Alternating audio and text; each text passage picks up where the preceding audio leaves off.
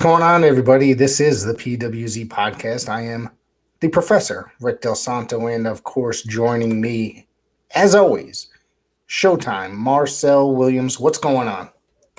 What's going on? We are here on a late July 1st, beginning of the year, starting hot, but we about to be busy. We talking about Blood and Guts from Detroit, Rampage from Detroit. We talking about we gonna preview. I'm saying preview Money in the Bank live from Las Vegas at the MGM Grand debut for WWE at the MGM Grand. Yeah, big weekend this weekend. There's also an Impact show tonight, which I didn't get a chance to watch. I'll try to watch that tomorrow, which I heard that it was a really good show. Somebody I know texted me saying it was great, so we'll see what happens. I know Marcel probably not going to watch it.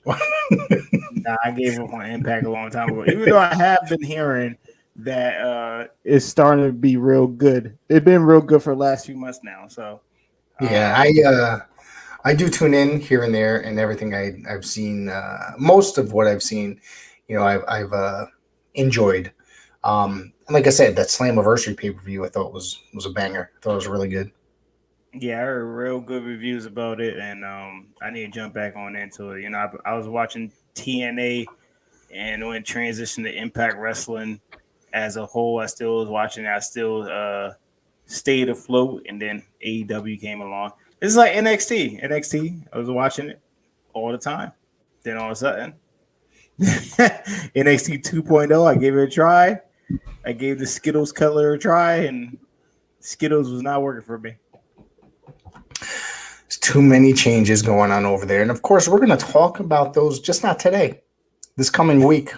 Absolutely. I'm telling you, I've got a lot of news and tidbits to share, but thanks to our good friend T and Couponer. But today we're going to be talking about this week's AEW. We were not here on Wednesday or Thursday because we were at Wild Wrestling on Wednesday, but that's all I'm going to say about that. It was quite the show, if you will. It was a spectacle. There you go. I would say, like Gorilla Monsoon used to say, it was a happening.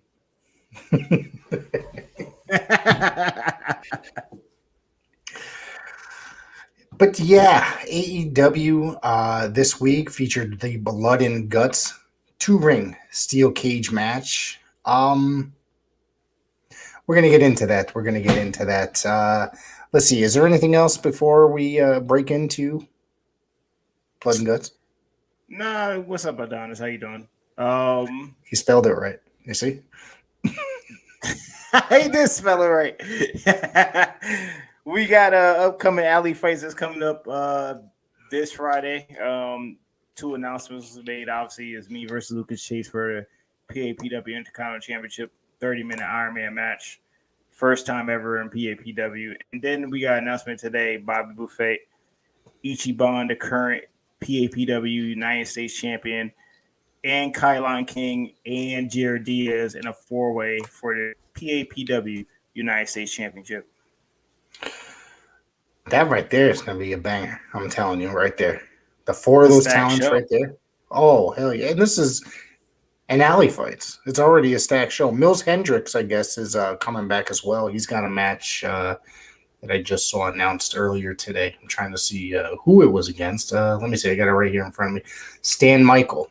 I'm not familiar with that guy right there, but definitely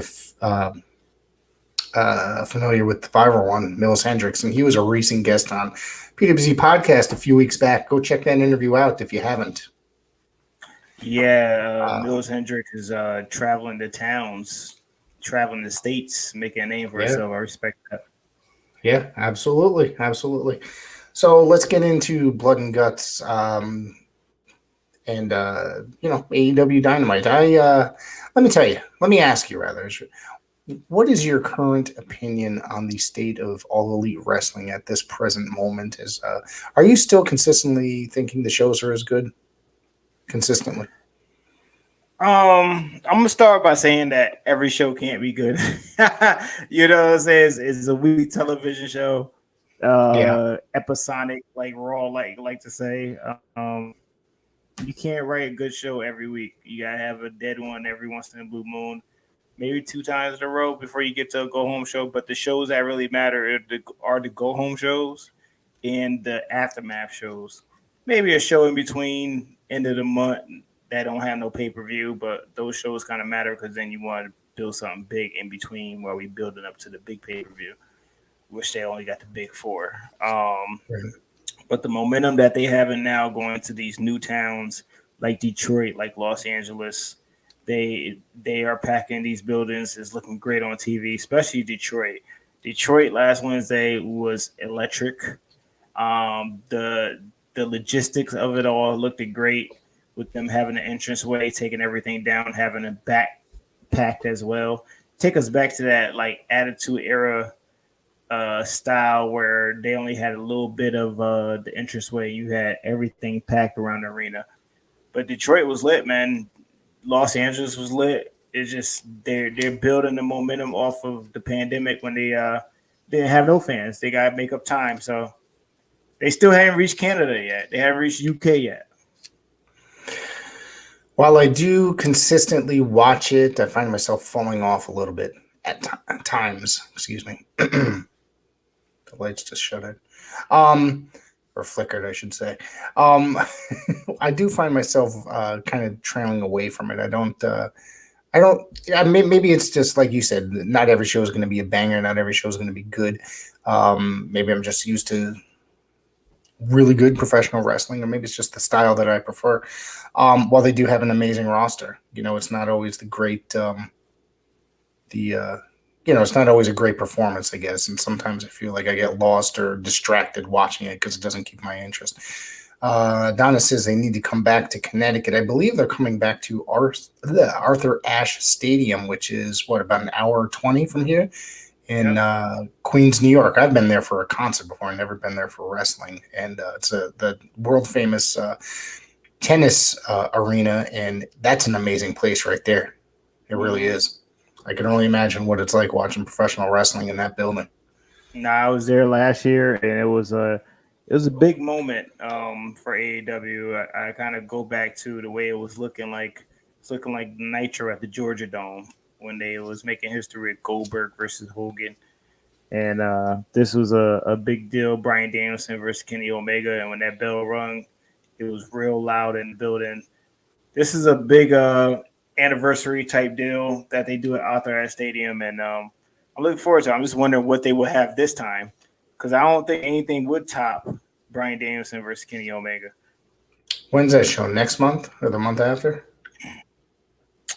September. I gotta get the date together, but it's in September. But tickets go on sale in this month. Right. I know we talked about it the other day. You mentioned you announced the date, but yeah, we I got something in mind. What if that's the date that Omega comes back? Maybe they'll save that for that big show. Yeah, that would be a huge event. But I mean, not to say that he's even going to be cleared by that time as well. So we're still uncertain. I know he did make a statement saying that if he does get hurt again, he will retire. So I respect it. Look at this comment. I'm going to put this up. Can we please have another show with GOC and Talking Tommy? I think that's definitely doable at some point in the future. That's messed up, Adonis. You don't like I know, right? Show? I know, right? What the hell is up with that? I know. Me and Marcel work very hard to make this show what it is. Now, Adonis in the chat talking trash. I know why, because they talk about local stuff. And I started noticing people like the local stuff. Well, guess what? We're trying to expand out to local. So respect the process. Don't worry. We got a very good show coming up at the end of July, and Tommy's going to be a part of it. So keep an eye out for that. As we'll be covering the Coliseum show. We'll definitely be talking about the Coliseum show that's coming up. So keep an eye out for that, probably the last week of July before that show happens. So, yeah. And, of course, Showtime Marcel is going to be a part of that show, taking on Mark Alexander. Yeah, man. Last Wednesday, I had a match against RJ Rude. I'm having fun right now, having these good matches that I've been asking for. So keep me active, keep me loving the business still, physically. Um, but looking forward to it. Me and Mark Alexander. Go tear it down. Yeah, I'm looking forward to that one. I'm always looking forward to seeing my buddy Marcel in the ring. So Appreciate that. Yeah. So let's get back to All Elite Wrestling. Dynamite, Blood and Guts. Yes. See that? You like that? Got to do that. Excuse me. Well, William Regal when we do. Yeah, let's try to run through this. Some of us have to still work in the morning. I feel you. I respect it. All right, so let's see. Orange Cassidy comes out. He's got new music. They're using Jane by Jefferson Starship. They were a 70s. I'd have to say they started out as a psychedelic rock band and turned into a pop group, especially in their 80s stuff. So let's see. He took on Ethan Page, and I thought this match was a lot of fun. What do you think? This match was really good. Really, you know what? I'm gonna start putting a sign up here. AEW openers. They know how to open the show, and they dropped Pixels and did Jane, and still same pop, same deal. These two have chemistry, and Orange Cassidy came out being the winner. And I like the way they built up to this power slam. Jim Cornette is smiling somewhere. I heard your buddy Mario Mancini was mentioned on the latest episode of the Cornette drive-through. Was he? Yeah. Actually, somebody messaged me today to tell me. So I haven't gotten fully through the episode, so I'm going to clip it whenever I hear it. Anywho, well, since you saying that, since you said that, this is going to be very brief, but Mario Mancini has been hitting the airwaves now since the Rita incident with Vince McMahon back in the 80s that transitioned to 1992 on Rivera, whatever show it was, and Geraldo Rivera. Yeah, Geraldo Rivera. Can't stand that guy. But yeah, he popped on up in the news, post wrestling, everywhere else. Mario Mancini trending, talking about the scandal. I'm not sure what it was mentioned on his show, but I'm guessing that's what it was. Anywho, we're going in order. So, I thought Dan Lambert was fucking brilliant here in this show, man. In his promo, this guy was great, man. Dan Lambert is a modern day Jim Cornette. He's continued to build that heat. They did give him a little brief run as a babyface. He can't be a babyface, but he just loves and know how to be a heel and get that heat from the crowd. And they just can't stand him. Detroit did. I don't want him to talk at all. No, I think that this guy is genius. Like you said, a modern day Cornette, but people really can't stand him. And it's like not because like he's a modern day Cornette. For some reason, it's just they really genuinely dislike the guy. I don't get it. Yeah, they really can't stand him. It's like he's got bad. I guess the proverbial X-Pac heat is what I don't get it. I think the guy's a genius. I do. Yeah, he's so good at what he does. To the business. He adapted to our business. Yeah. Let's see. Christian Cage. See, look at this. Just so my computer doesn't die, I brought the charger with me this time. Tony Schiavone introduced Christian Cage. Cage was asked about what he had to say because he had initially come out for a match. He was asked about by management to come out and apologize for his comments, and specifically said about Jungle Boy's father, the late great actor Luke Perry, of course. Christian said, "Jungle Boy, I'm sorry. Your entire family isn't dead. And then he corrected himself to say, except Jungle Boy's mother. And then he did the wink and call me. So, which I thought was great. I thought this was hilarious. And then, Christian said the only good thing about Detroit is that it's close to Canada. He may have requested a match, but it wasn't for him. And out comes Luchasaurus, and now Luchasaurus is being managed by Christian Cage. And let's say Luchasaurus has turned to the other side. I'm really interested in seeing where this goes when Jungle Boy returns. Yeah, I'm looking forward to this. See how this story pan out with Jungle Boy once he get off the injury list. Christian Cage, man, he got great reviews from Jim Cornette as well, throwing this great promo of getting heat, him and his turtlenecks. And Christian Cage is on top of his game right now. I would actually say that he's on top of his game more than Edge right now with the promos. He's just murdering the scene. And I can't wait to see this Luchasaurus and Christian Cage continue this process of building towards Jungle Boy's return, which is going to be electric once that music hit. Oh yeah, that's going to be quite the pop when Jungle Boy comes back for this. And as I was more about the Luchasaurus, he defeated Serpentico. Well, I should more like say destroyed Serpentico easily. Yes. I don't think Serpentico got a thing in, legit. He was actually begging for the bell not to ring or get announced. Right.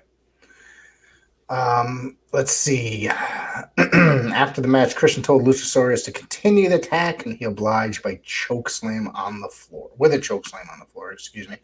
Backstage, we saw Scorpio Sky and Wardlow. Pronounce it right. And for a face-to-face, Sky said that he was... No, crap. Hang on. I went past my notes.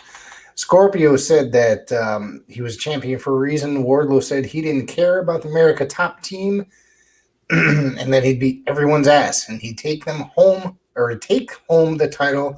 Sky challenged him for the match next week in a street fight. I don't know why we got a street fight here. I don't understand. It's the first time they're meeting. First time they're meeting, correct? Or no, it's the second time. They had a second match time? a few months ago. MJF cost him, but I kind of feel like there was no need for the street fight. But I guess we're going to have a street fight next week, I guess. Like you said, street fight for no reason. There's no reason in the storyline that this has to happen. Nothing is happening to make this a street fight. So I'm guessing that American Top Team are going to get involved, try to take out Wardlow as they have in the past. And Wardlow's basically just going to plow through every single one of them. Yeah, he's just going to murder them one by one. I can see that happening. Yeah. I thought it was a kind of a weird segment. It was, I know you and I have discussed this in the past. AEW does a lot of segments that are just placed there. Yeah, it's set up for the next following week, which they really don't need to. And certain things that just need you just need to show the match card, and that's it. And then if you want to build a street fight next week. Give a reason. Give us a reason to invest in the street fight, but you can't just throw a street fight out there.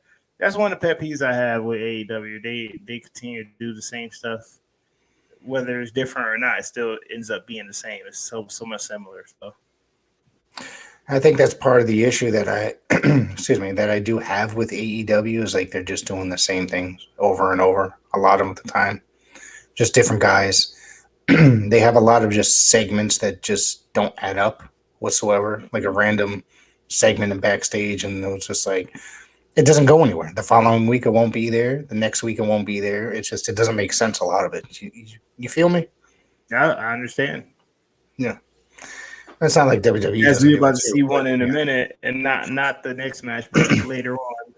I don't want to say the name yet because somebody will get excited, but I'll talk about it. So it's time for the Max Caster and the Gun Club to take on Danhausen and a mystery partners. Max Caster called Danhausen a juggalo and mocked Flint, Michigan's drinking water problem. That's been a topic in the news for the last 10 or so years. Yes, absolutely. Because they won't do anything about it, and it's disgusting. So as Danhausen comes out, he says his mystery partner, they're just, he guessed that they're supposed to be good at wrestling, so he invited them to be his partners. And then FTR's music hits, and the crowd goes crazy. They are IWGP, Ring of Honor, and AAA Tag Team Champions. And I thought that this match was really, really cool. A lot of fun. It was really cool. Very great storytelling by FTR. You got Dax Harwood looking kind of iffy about Danhausen, whether right. he's legit or not. But they got together. They worked it out. They came out victorious over Max Caster and the Gun Club. But this story with the Gun Club and the Claim, before I even get to that, Anthony Bowens comes out his wheelchair, and I guess he's cleared. So he's got to be. But it didn't work out. Right.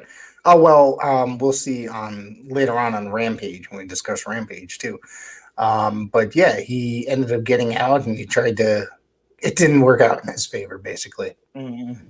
But he's I'm not sure if he's actually cleared, but he's able to not be in that wheelchair. Basically, he can get up and walk around a little bit. Yeah, absolutely. And then you had them have a disagreement, and it seemed like Billy Gunn decided to side with the Acclaim, which was shocking towards his sons. So I like this story where it's coming along. I kind of still see Billy Gunn kind of like playing that mind game, and then he's going to turn on them. He's just using their momentum to help his sons out. So I can see a turn coming. Check it out down the road, definitely. As soon as I think Bowens is able to compete, then that's where I think it's going to end up happening around that time period. Yep. Backstage, it was Jay Lethal, Sanjay Dutt, and Satnam Singh cut a video promo. Dutt and Lethal demanded Joe sign the contract to defend the title. The ROH Death Before Dishonor, and Satnam said, Jay's gonna kill you. As opposed to the Joe's going to kill you chant that they would chant at Samoa Joe. Yeah, they're building this ROH card early. I guess this is going to be the main event, or one of the co-main events, but they're starting to build this along. And it's smart. Started off now with the fresh new logo event and the whole venue, and they going to build it up the right way, not just like the last event where, it was like last minute stuff here and there. We going to build up to this one. Speaking of that, what do you think of that new Ring of Honor logo? I like it. You like it? Yeah. I heard a lot of negatives and positives about it. I mean, it's just sort of plain looking. I wish they'd go back to the older one. The one that's not the one that they had, not the last one, but the one that they had prior. The like the block lettering. I like that one. Sometimes you have to make some changes, They're making changes, all right. Yep. Anyways, maybe they'll announce a TV show at that show. We'll see what happens. Maybe. This one's for Adonis. Okay. The TBS Championship. Jade Cargill with Stokely Hathaway, Kiera Hogan defeated Layla Gray. Jay manhandled Gray right from the start and hitting a fall-away slam and kipping up. Gray fired up with a rising knee, but Jade leveled her with a pump kick before hitting Jade for the win. Hitting Jaded for the win in just a couple minutes. Jade 34-0. Yeah. After the match, Hathaway was about to speak, but Jade grabbed the mic and said she was tired of everyone in the back bitching and moaning. She demanded that Hathaway give her some real competition. Hathaway said only someone who didn't even work for AEW had the wherewithal to step up. He called Athena lazy. Athena and Chris Statlander ran out and attacked Jade and Hogan, but then Gray surprised them by stopping Athena from hitting the D-face Jade and company stood tall. Yeah, but Jade was kind of iffy about old girl, and I guess she got to prove herself to be a baddie, I guess. But you know, we're missing Red Velvet to an injury, so now we gotta have a replacement. Yeah. Let's see. The Young Bucks promo backstage. Holy shit. You know that excuse me. You know that these guys really drive me crazy, and they were yelling at the camera guy. I forgot what the hell his name was that they kept naming out, but Brandon Cutler is not filming for him, apparently. They wanted him to keep the camera steady, and they kept saying he's not doing that bad a job.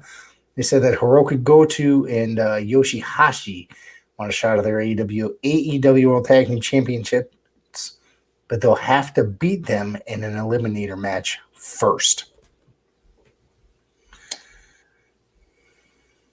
Yeah, I guess Young Bucks had to get some time in to promote the Rampage that was coming on after this event in Detroit, and give these two challengers a chance at the tag team championships, even though they was victorious last Sunday for Forbidden Door. Right. So let's go with the Blood and Guts match. Blood and Guts. Jericho Appreciation Society came out first to, of course, the fuck was that song? You know that one? Judas. Thank you. Jesus, how am I forgetting this shit? Coming out looking like the Backstreet Boys. Yeah, what is up with these outfits? I think was it last? No. One of the events they came out for, they looked like they were from that movie Clockwork Orange. Yep. You know, as I was, yeah, I'm like, damn, like they couldn't do something cool like that. They looked ridiculous in these outfits. They should have wore the white for Blood and Guts. It would have made a difference having blood all over it. Right. And of course, the other Kingston and guys entered second. Kingston had a kendo stick. Santana had a barbed wire bat. And that's pretty much it. It's classic. My opinion on this. This does not reach the levels of the first Blood and Guts, I don't think. Personal opinion. I think it did. Okay. The first one you had a little bit of fans here and there. This one was a packed house. The crowd was hot. Was there many misfires on certain spots and stuff? Absolutely. Yeah. I don't think anybody actually promoted the fact that this is the first ever, and we all know Blood and Guts is the similar to the War Games, as we know, that started back in 1987. Yeah. At the Omni. Yeah. And this was the first 6-on-6 ever. There've been a 5-on-5, there've been a 4-on-4. This is the first ever 6-on-6, and I like it. I mean, it was probably the best one to date. First one is always going to be good, but the thing is, this one was better. It's in Detroit, a packed house, hot crowd. Nothing they couldn't do wrong. Claudio and Guevara started it off, which I thought that they were doing well in the ring together. Guevara jumping from rope to buckle to rope to rope. Did you see that spot there? That I seen that. To get away from Claudio. Well, I thought it was entertaining enough. I was like, this is ridiculous at the same time. It reminded me out of like a Spider-Man movie or something like that, trying to. Yeah, exactly. And then the other thing that that I did not care about, or not that great right now. Well, yeah. But now I'm going to put that up there in just 1 second. But the other thing is, not every time you do one of these matches, somebody has to fall off the top of the cage or be thrown off. Not every single time. First time was Jericho. This time they sent Eddie sent Sammy Guevara through an obvious padded box. Better than last year. Yeah. I mean, you didn't see the styrofoam sitting there padding, waiting for him. Exactly. You don't have to do that every single match, though. Note to Tony Khan, please don't do that every single time. You just because it's there, you don't have to get on top of the cage. I get it. Your fans, I don't. It just doesn't make sense storyline wise to do that every single time. Keep the suspense, keep the drama. It's like somebody going for the same exact like a springboard cutter every single time. You're right. That's the transitional move right now, which used to be the finisher or something special. Yeah. It's like Canadian Destroyer. Yeah, well, you can see 50 of those in one match, and they'll still kick out.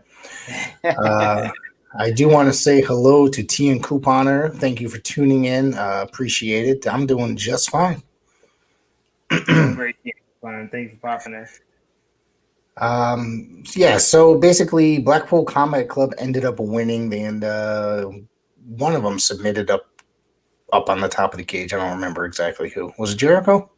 Nah, it wasn't Jericho. It was actually. I think they were confused as to who it was. Or the announcer said they were confused as to who it was. Yeah, they was. But before we get to that, I want to talk about certain bullet points in this match. Santana getting injured.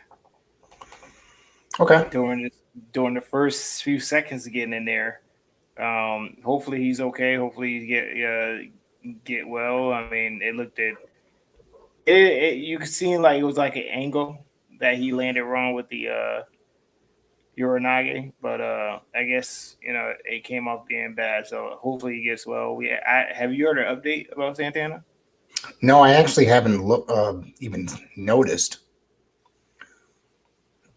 Adonis, you want to see what the fuck I'm drinking? It's Irish ginger ale. Actually, I don't even know if I'll. Irish ginger ale. I don't drink alcohol at night anymore. I lied. I'm sorry. I'm just lying. That is a lie. Not when I got to work early in the had morning. the Real Americans reunion between Jake Hager and Claudio. Yes.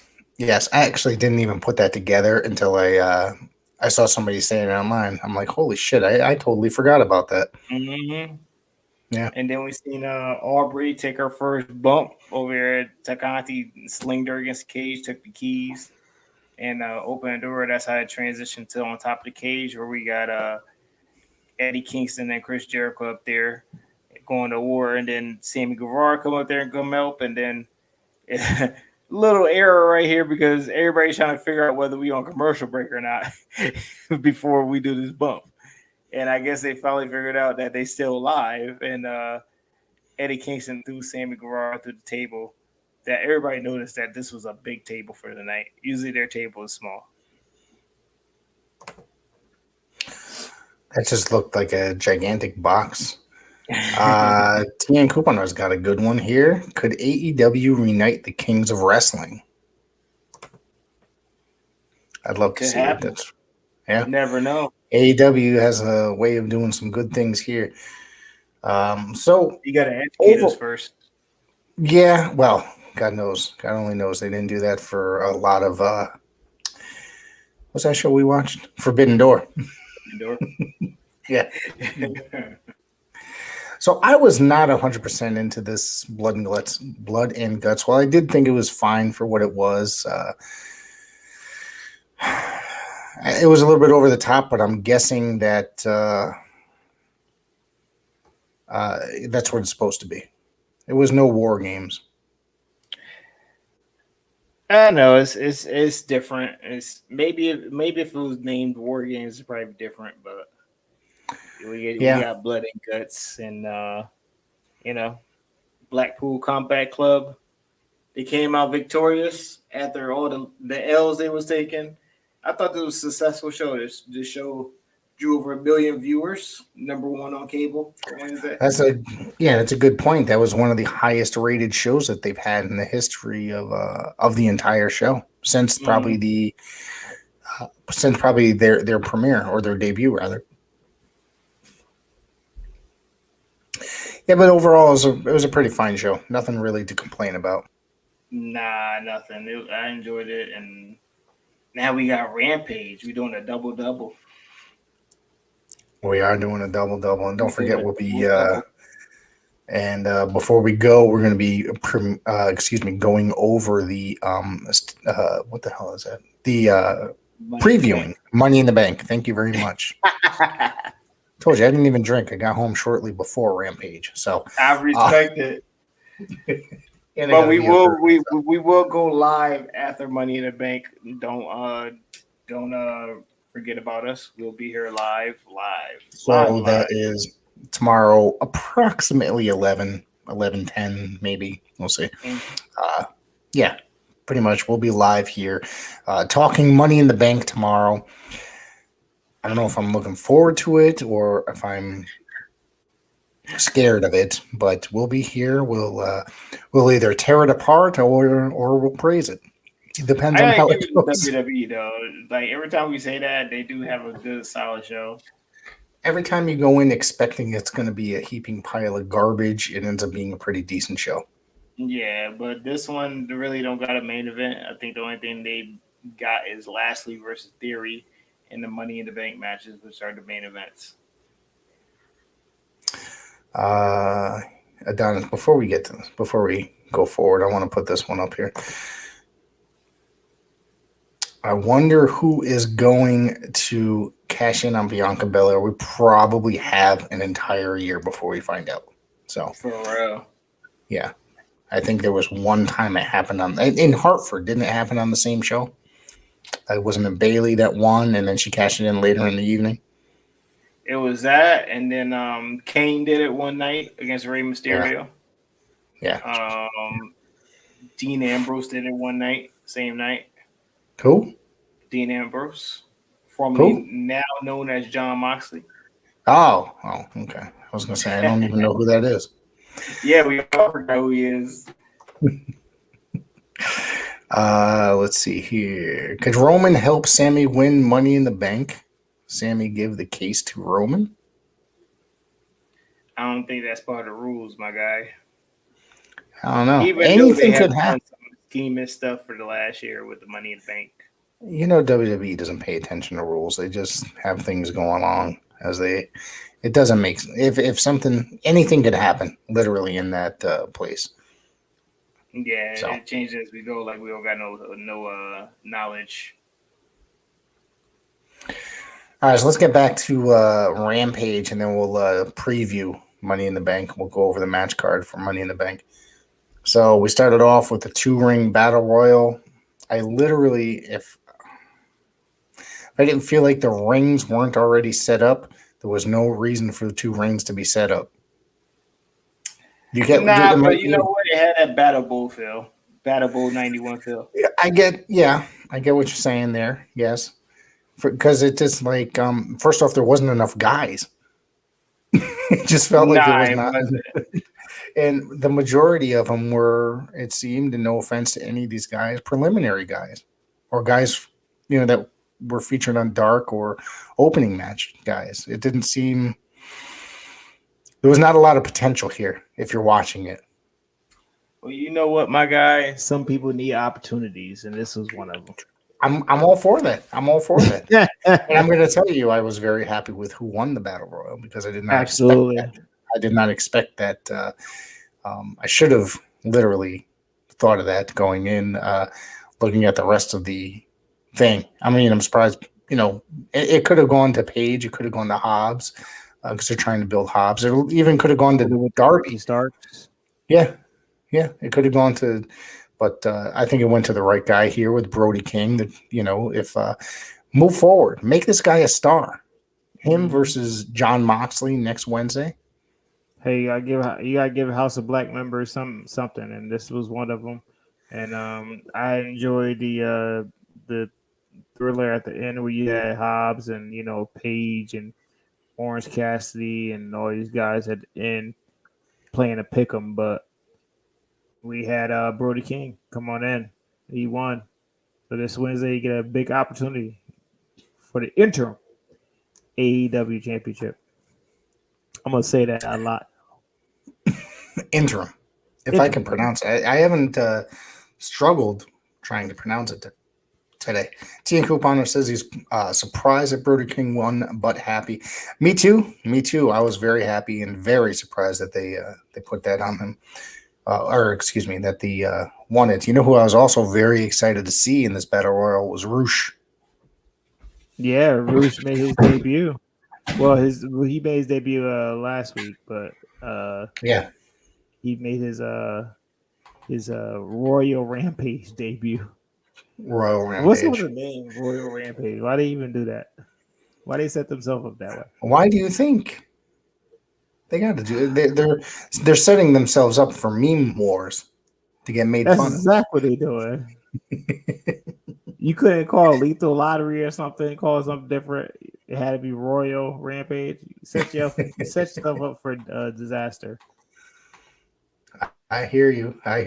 Let's see. So yeah, as we said, Brody King versus John Moxley has been made for Wednesday for the interim AEW World Championship. Let's see what happens there. Alex Marvez tried to interview Hook. Hook told him anything essential is invisible to the eyes, and then was left at that. AEW World Tag Team Champions, the Young Bucks versus Hiroki Goto and Yoshihashi. See, here is where I'm getting the tongue tied right now. So this was, I was not entirely behind this match. I did not really care for this match too well. I don't know if I'm biased against. Okay, go ahead. No, this was just a match to just buy time. That was it. Yeah. I'm not for it. I was not convinced. I'm not into the Young Bucks, and I think every time, like I said, they come out TV, I could just go full on fucking Jim Cornette right now about the Young Bucks, but I won't. Anytime, but I will say every time they come out on TV, they fucking irritate the shit out of me, and that's about it. They're doing their job. I guess that. I mean, even when they were baby faces, that's how I felt. But that's besides the point.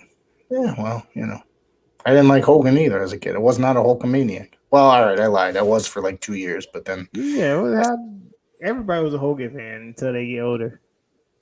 Well, I'll tell you, the first heel that I actually got interested in was Ravishing Rick Rude. Once I saw him work a preliminary wrestler over, an enhancement talent over, I said, "Damn, this guy's really fucking good." And then I went south. I started watching people for actually their in-ring work. There we go. That's how everybody. That's how I did it. That's when you start getting away from the character aspect, I guess, once you realize certain things. Anyways, whatever. Okay.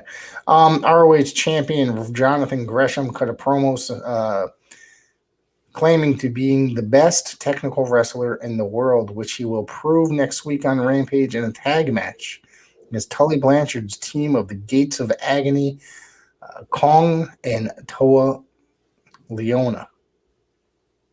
Is he going against them just a singles, like a 1-on-2? No, it's really a tag match. Does it say who he's going to be tagging with? Another great technical wrestler? I think it did, but I missed it. I missed that part, but I know it's going to be a tag match. I did not catch it. If it was, it's not here in my notes. Now I'm going to sit here and complain about the main event now. Okay. Are you? I am. Because this is something that you and I bring up quite often. Yep. Nyla Rose in the main event on Rampage was not entertaining. Not entertaining by any means. It was against Toni Storm, and I believe did they go to a draw?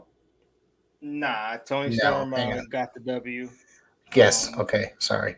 I You must not have know, written that down. Yeah.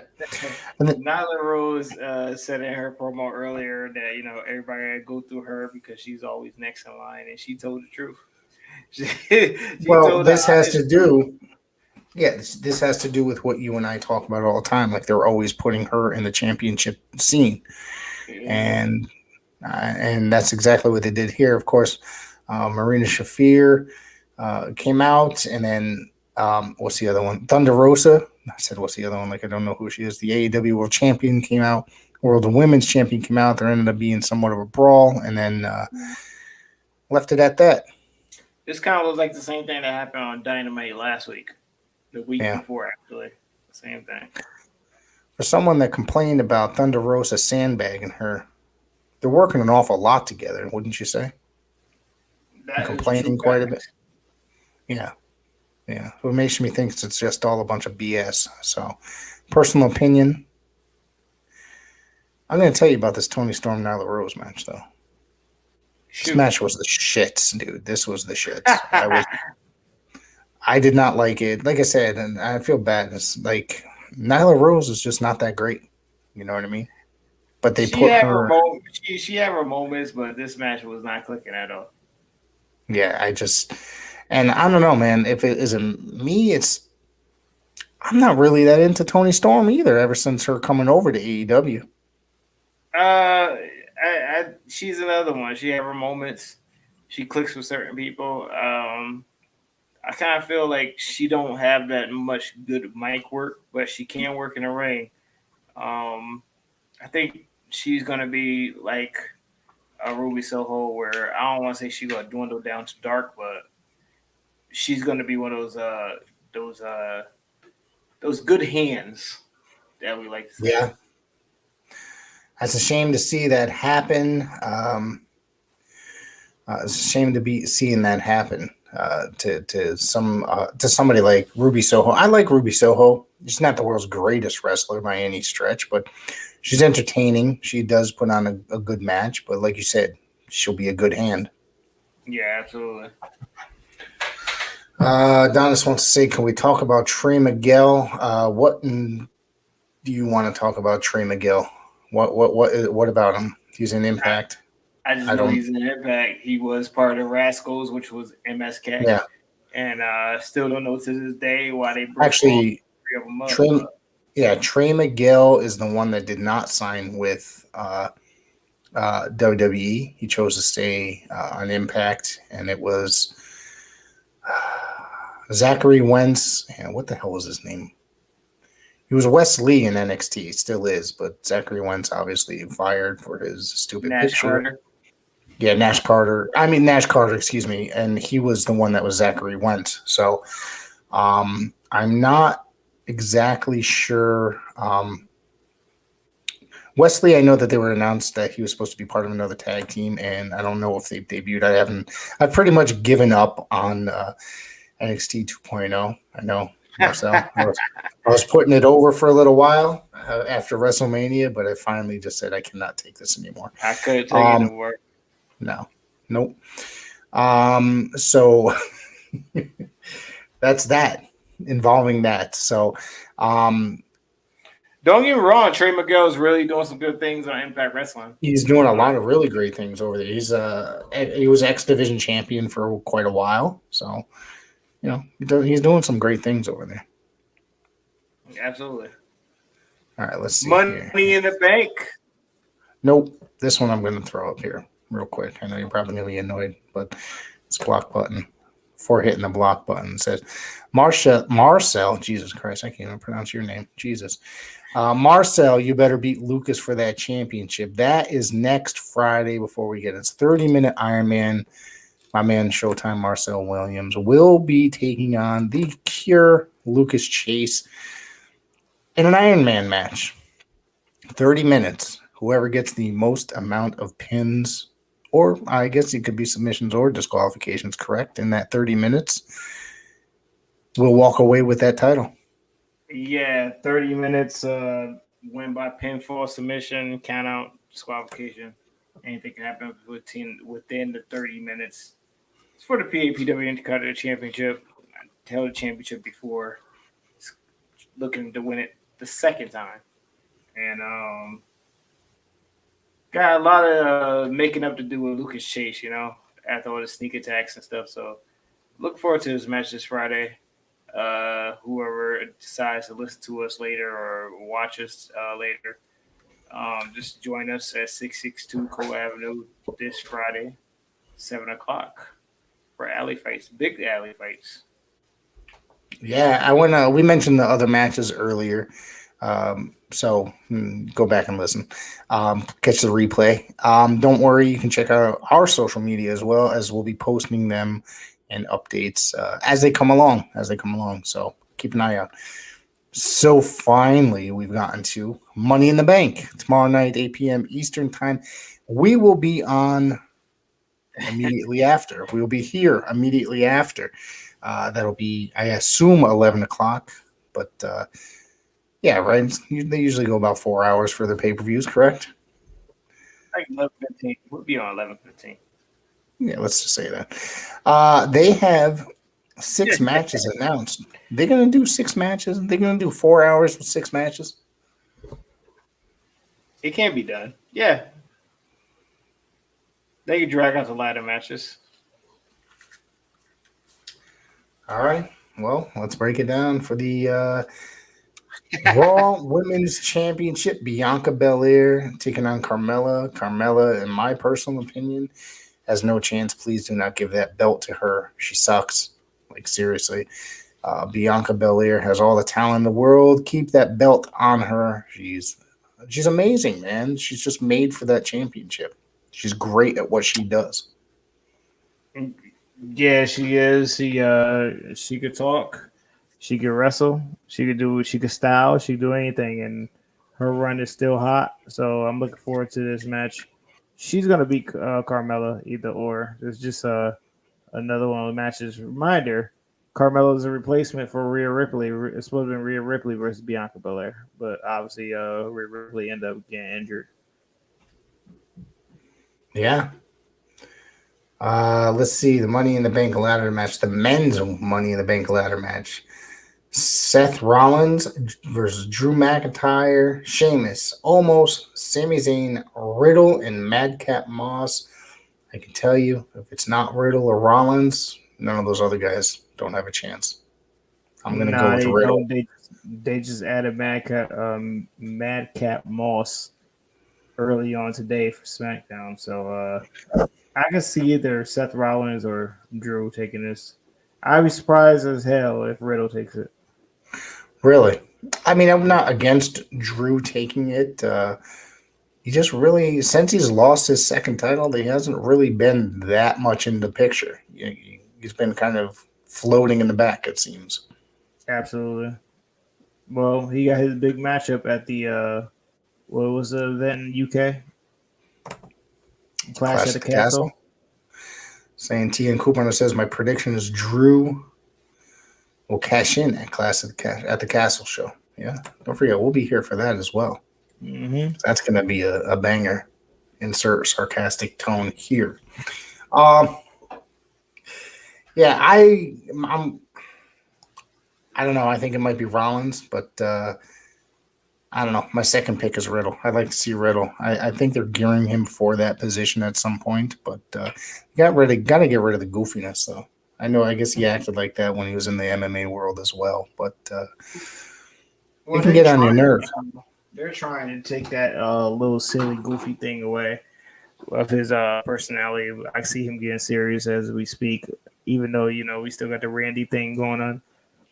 But I can see him winning as well, but I don't know. After that championship loss, and then he lost almost, and then he won the Battle Royal, I think that's the only momentum he going to have. Yeah. From there, the women's Money in the Bank match. Lacey Evans, Alexa Bliss, Liv Morgan, Raquel Rodriguez, Asuka, Shotzi, and Becky Lynch. They're really building Liv Morgan these days, but I don't know. Is it going to be Becky? I don't think so. I think I can see Lacey Evans winning it. Lacey, really? Wow. Yeah, I see her when they pull out a surprise. All right. We got to compare notes tomorrow night after this. I'm going to write these predictions down and then compare notes. From there, we got Ronda versus, it's the SmackDown Women's title. Ronda Rousey taking on Natalya. I think Rousey's walking away with the belt. I don't think Natalya's getting this one. Yeah, this is one of those stepping stones, like we said about Bianca. I see her beating Natalya, which is a veteran of the locker room. Natalya is basically a good hand at this point, and she goes out there with all the stars as they're trying to build them, and this takes that L. Mm-hmm. Absolutely. For the most part. A utility woman. Yeah.